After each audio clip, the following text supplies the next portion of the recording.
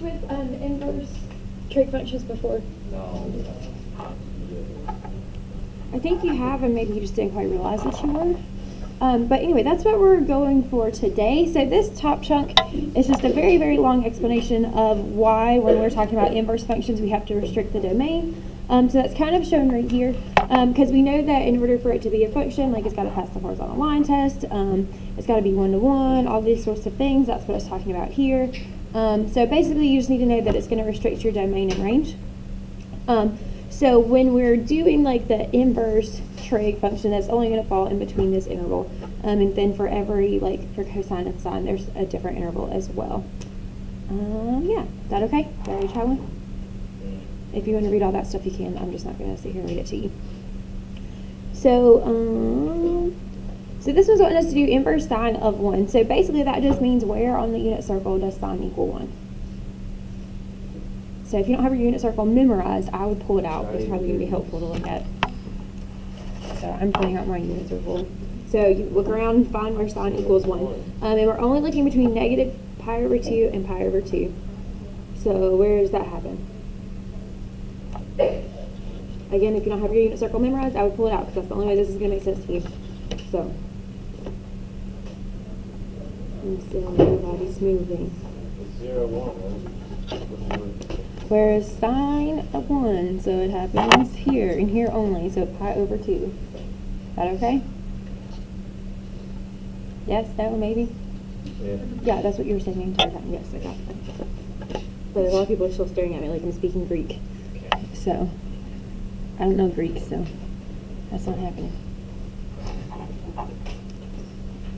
So we know that if you don't restrict that domain, like it could happen again and again and again, the more you go around the unit circle. So you just got to watch the interval that they give you for these.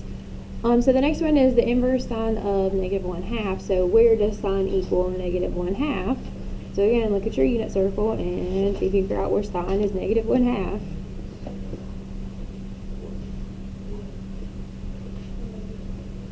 They can do 2 things, right? We're only looking from negative pi over 2 to pi over 2. So only from here to here. Right here. And we want to know where sine is negative 1/2. So that's happening at 11 pi over 6.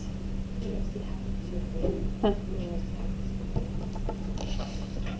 Yeah. Yeah. Is that okay? So again, if you don't have your unit circle out, I would have that out right now. 11 pi over 6.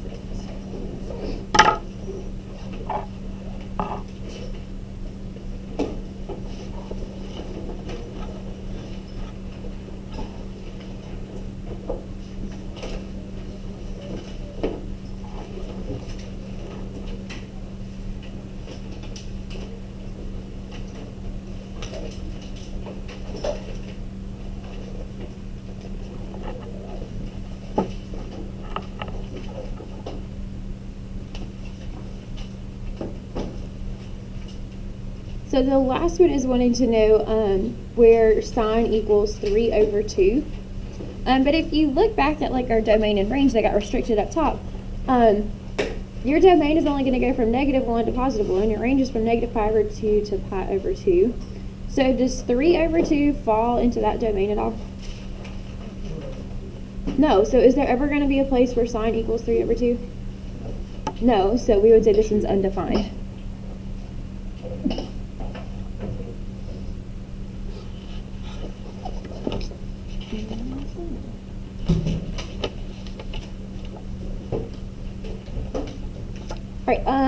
Are we good on those? Do we have questions so far? So again, that's just looking on the unit circle, seeing where does sine equal 1 or negative 1/2 or whatever. So for the next section, you're going to use your calculator. So if you don't have a calculator, you might want to grab your calculator. And we need to make sure that we are in radian mode. Do we know where those trig functions are on your calculator? Those inverse trig functions? So maybe they're with the regular trig function. So if we're doing inverse sine of 1/3, you'll do inverse sine of 1/3 Now your calculator is already programmed to only look between negative pi over 2 and pi over 2 for sine. So it's only going to give you one answer, and that's the only answer you need. Later, if we start extending that interval, then we'll have more answers, and we'll talk about how to do that then.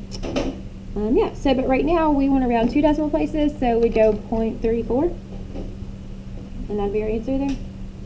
So in your calculator, just type in inverse sine of 1 over 3 and see what you get. Is that okay? And make sure you're in radian mode, and you should be good to go on that. So we'll say this is about 0.34.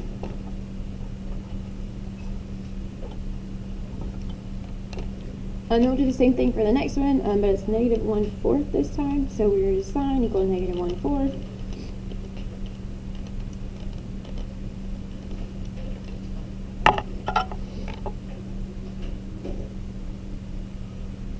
And it wants us to round 2 decimal places, so what will we take that to? 0.25.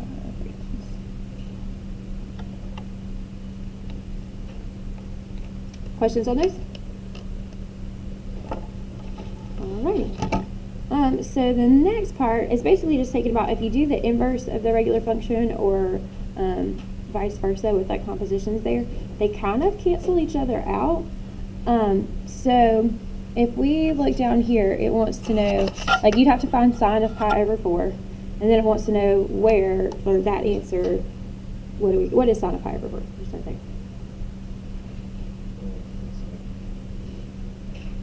Sine of pi over 4, let's see. We go to pi over 4, sine of square root 2 over 2.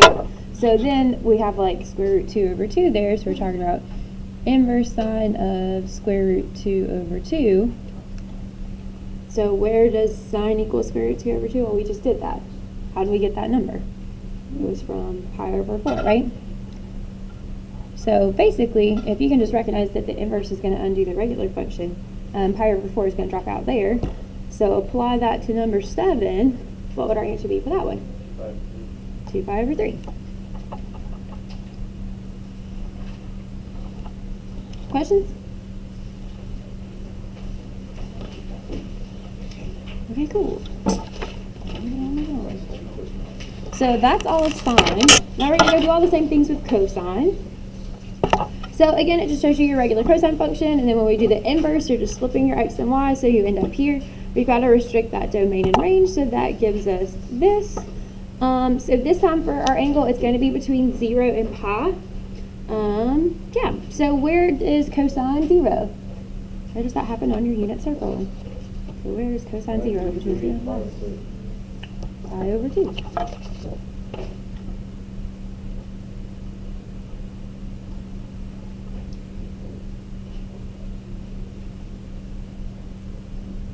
So then the next part wants to know where cosine is negative square root 2 over 2. So if we look at our unit circle, where's cosine negative square root 2 over 2?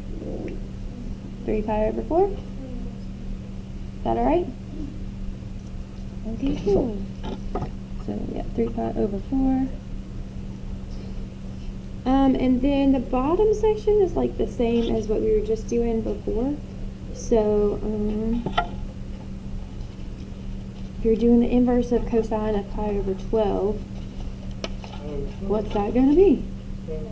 Pi over 12. What about number 4? Negative 2 pi over 3.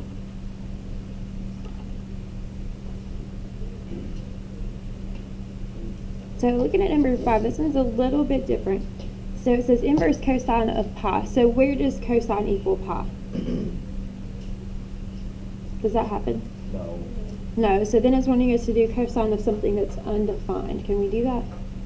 No, so this whole thing would be undefined.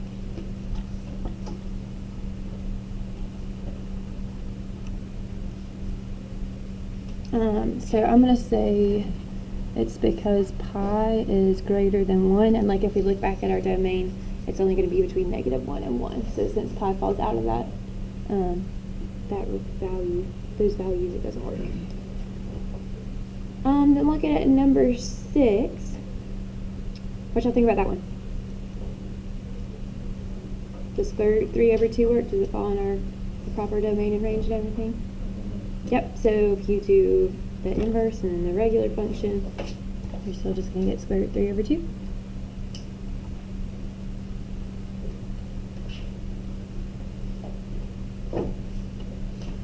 Questions? Alright, so then the last one we got to talk about is tangent. So there's your tangent function, so your regular tangent function. Then we did the inverse, so then we're going to restrict that. And your domain's going to be all reals, but your range is negative pi over 2 to pi over 2. So same as it was for sine. And we're going to go do these. So for the first one, we want to know where is tangent 1. So that's a little bit trickier just because like tangent, you can't just find it on the unit circle, but where does tangent 1, where does that happen? Pi over 4, remember we're only going from negative pi over 2 to positive pi over 2, so that's got to be at pi over 4.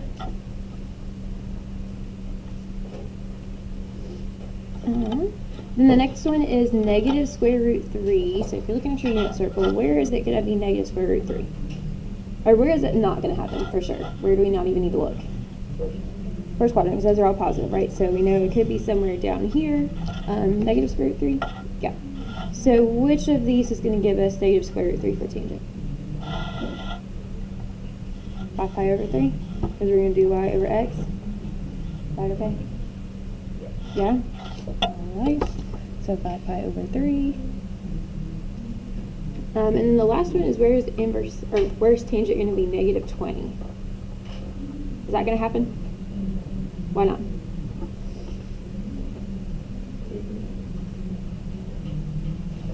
It's like not in the right domain and range, right? It's too big. So we'll just say undefined.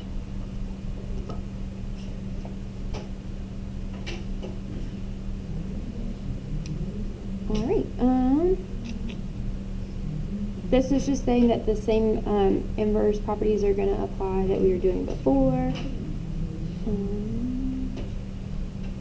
Yeah, so now we're going to put a few of them together and then that's about it. So for the next one down here, we want to find the exact value of sine of tangent inverse 1/2. So we're going to work from the inside out just like we did with propositional functions a while ago. So if you want to find where tangent is 1/2, where does that happen? What are we looking for? If they don't specify, then it's going to be those domains that we talked about before. So tangent is just from negative pi over 2 to pi over 2. Yeah, does that make sense? So where's tangent going to be 1/2? Does that happen anywhere easily? It doesn't. Let me see. There it is. Alright, so we can find that just like we did in the bell ringer, right? You were given like some sides and you had to find everything. So we're going to do, we'll start here. We'll say tangent negative 1 over 2 equals some angle, yeah? So to find that angle, we can like set up our triangle. So it says let theta equal your inverse function. That's what we're doing here. Then by definition, theta equals tangent inverse of 1/2. So tangent of theta equals 1/2. So then set up your triangle with that information. So we'll get our triangle going. So if tangent is 1/2, that's going to be 1, that's going to be 2, and then you've got to find your hypotenuse there. So 1 squared plus 2 squared gives you 5, so that's going to be square root 5. Is that okay?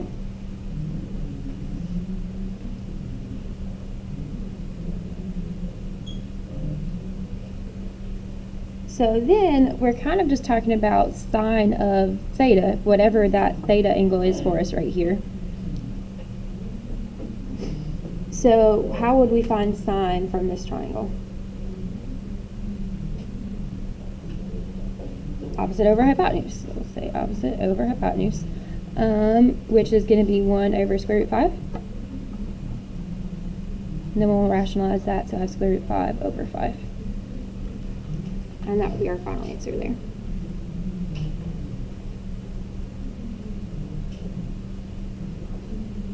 Is that okay? Do you have any questions so far?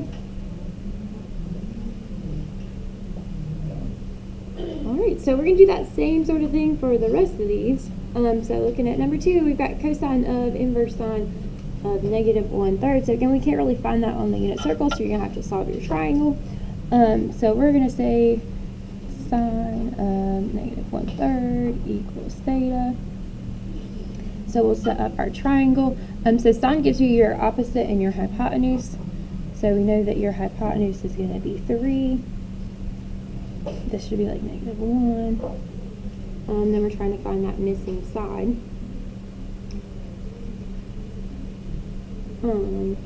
It would technically probably make more sense if this triangle was upside down because it's going to be in quadrant 4, but that's okay.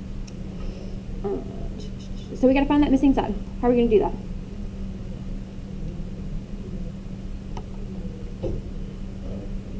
Pythagorean theorem. So we're going to have 1 squared plus b squared equals 3 squared.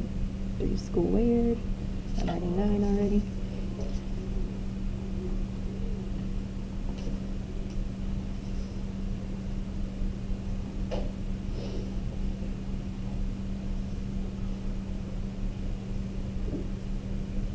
So we've got square root of 8 there.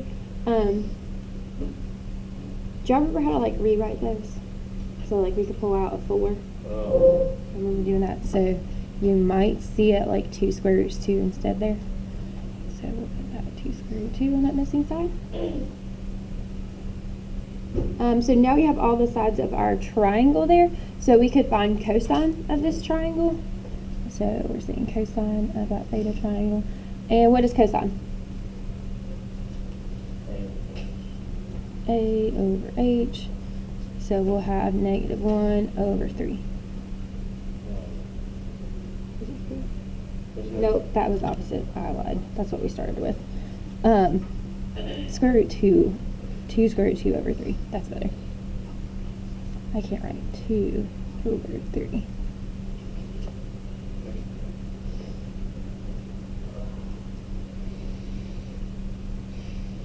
Questions on that one? Alright, so then we'll do the next one. So you've got tangent, or we want to find tangent of inverse cosine negative 1 over 3. So same idea again. We'll say that inverse cosine of negative 1/3 equals theta, and then we'll set up our like triangle for that. So if your cosine is negative, what quadrant is that going to fall in?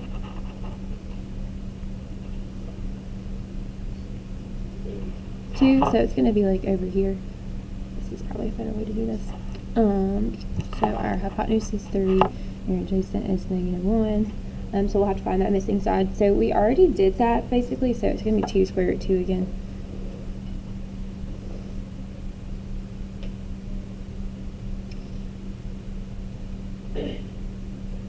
So then we're just finding tangent of this triangle.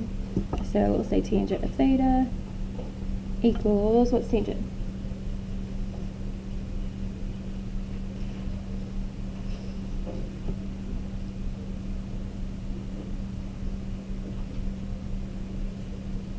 What's tangent? Opposite over adjacent.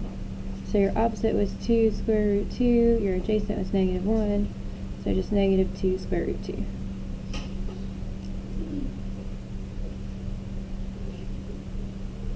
Questions on that one?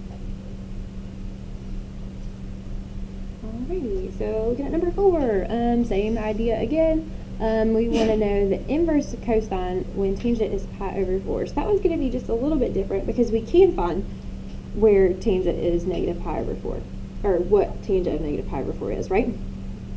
So you can look on your unit circle for that. So tangent of negative pi over 4, that's going to be right here. What is that? Negative 1. Is that okay?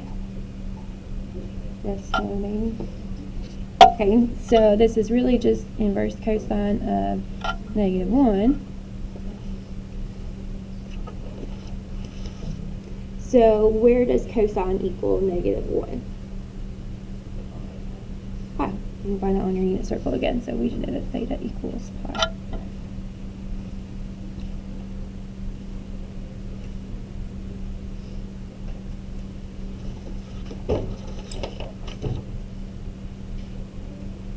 So the last one there is just trying to get you used to use substitution a little bit, which is something that you'll use more in calculus. And we sometimes use it when you're solving equations that have trig in them, just because it helps like simplify stuff, because it gets very messy sometimes. So we're gonna try to do this with just u. Okay, so we know that tangent inverse of u is going to be our theta. So then we can set up our triangle just like we were doing with like 1 through 3. So we'll have our triangle. Our angle is theta. That's where this is coming from. So if the tangent was u, that would be like u over 1, right? Did you say that? Is that fair? So then your u is going to be your opposite, and 1 would be our adjacent side. How would we find that missing side?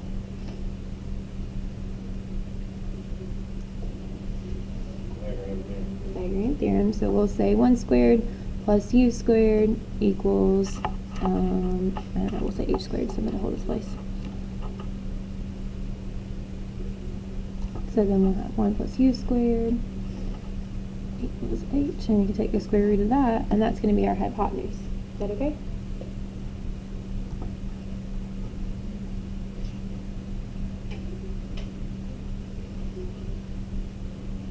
So now we have all our sides labeled. We could go back and find sine of this now. So we'll say sine theta. So sine is what? How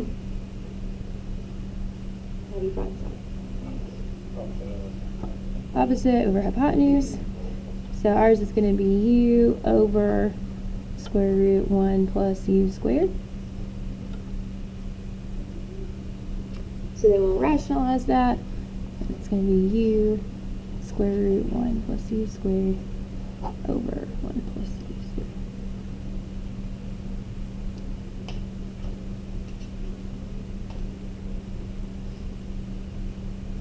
And that's it. Is that okay? Any questions? Thanks. Worksheet or homework? Homework.